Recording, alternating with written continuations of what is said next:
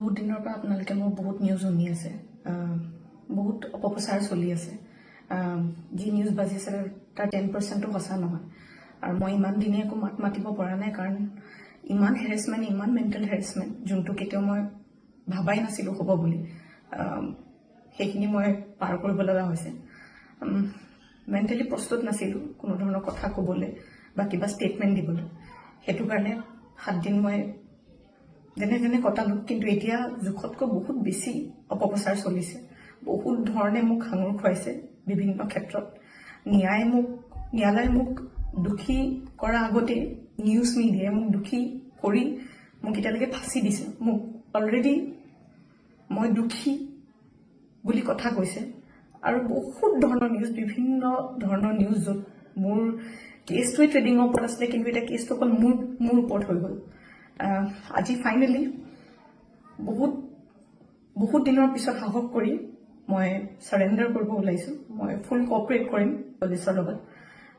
ইমান দিনে কৰিব পৰা নাছিলোঁ, মই পলাই ক'তো থকা নাই, মই লুকাই আছিলোঁ অকণমান, মই পৰা নাছিলোঁ সহ্য কৰিবলৈ। ইমান সহজ নহয় নিউজ এটা শুনি থকা বা নিউজ এটা কৰি থাকিলে, যি মন যায় তাকে কৈ আছে, কোনো ধৰণৰ তথ্য নোহোৱাকৈ কথা কৈ আছে।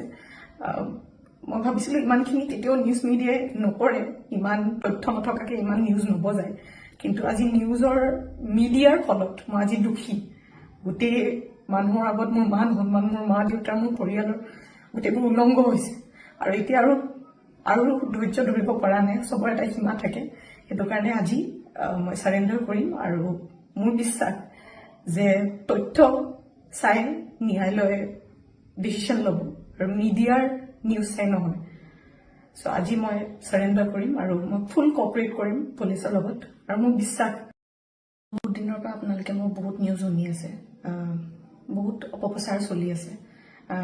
যি নিউজ বাজি আছে তাৰ 10%ও সঁচা নহয়। আৰু মই ইমান দিনে একো মাত মাতিব পৰা নাই, কাৰণ ইমান হেৰেছমেণ্ট, ইমান মেণ্টেল হেৰেছমেণ্ট, যোনটো কেতিয়াও মই ভাবাই নাছিলোঁ হ'ব বুলি, সেইখিনি মই পাৰ কৰিব লগা হৈছে। মেণ্টেলি প্ৰস্তুত নাছিলোঁ কোনো ধৰণৰ কথা ক'বলৈ বা কিবা ষ্টেটমেণ্ট দিবলৈ। সেইটো কাৰণে 7 দিন মই যেনে যেনে কটালোঁ, কিন্তু এতিয়া জোখতকৈ বহুত বেছি অপপ্ৰচাৰ চলিছে। বহুত ধৰণে মোক সাঙুৰ খুৱাইছে বিভিন্ন ক্ষেত্ৰত। ন্যায়ালয়ে মোক দোষী কৰাৰ আগতে নিউজ মিডিয়াই মোক দোষী কৰি মোক এতিয়ালৈকে ফাঁচি দিছে। মোক অলৰেডি মই দোষী বুলি কথা কৈছে। আৰু বহুত ধৰণৰ নিউজ, বিভিন্ন ধৰণৰ নিউজ, য'ত মোৰ কেছটোৱে ট্ৰেডিঙৰ ওপৰত আছিলে, কিন্তু এতিয়া কেছটো অকল মোৰ ওপৰত হৈ গ'ল। আজি ফাইনেলি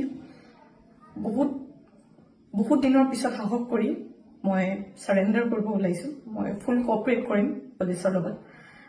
ইমান দিনে কৰিব পৰা নাছিলোঁ, মই পলাই ক'তো থকা নাই, মই লুকাই আছিলোঁ অকণমান, মই পৰা নাছিলোঁ সহ্য কৰিবলৈ। ইমান সহজ নহয় নিউজ এটা শুনি থকা বা নিউজ এটা কৰি থাকিলে, যি মন যায় তাকে কৈ আছে, কোনো ধৰণৰ তথ্য নোহোৱাকৈ কথা কৈ আছে। মই ভাবিছিলোঁ ইমানখিনি কেতিয়াও নিউজ মিডিয়াই নকৰে, ইমান তথ্য নথকাকৈ ইমান নিউজ নবজায়। কিন্তু আজি মিডিয়াৰ ফলত মই আজি দোষী। গোটেই মানুহৰ আগত মোৰ মান সন্মান, মোৰ মা দেউতাৰ, মোৰ পৰিয়ালৰ গোটেইবোৰ উলংঘ হৈছে। আৰু এতিয়া আৰু ধৈৰ্য ধৰিব পৰা নাই, চবৰে এটা সীমা থাকে। সেইটো কাৰণে আজি মই চাৰেণ্ডাৰ কৰিম। আৰু মোৰ বিশ্বাস যে তথ্য চাই ন্যায়ালয়ে ডিচিশ্যন ল'ব, আৰু মিডিয়াৰ নিউজ চাই নহয়।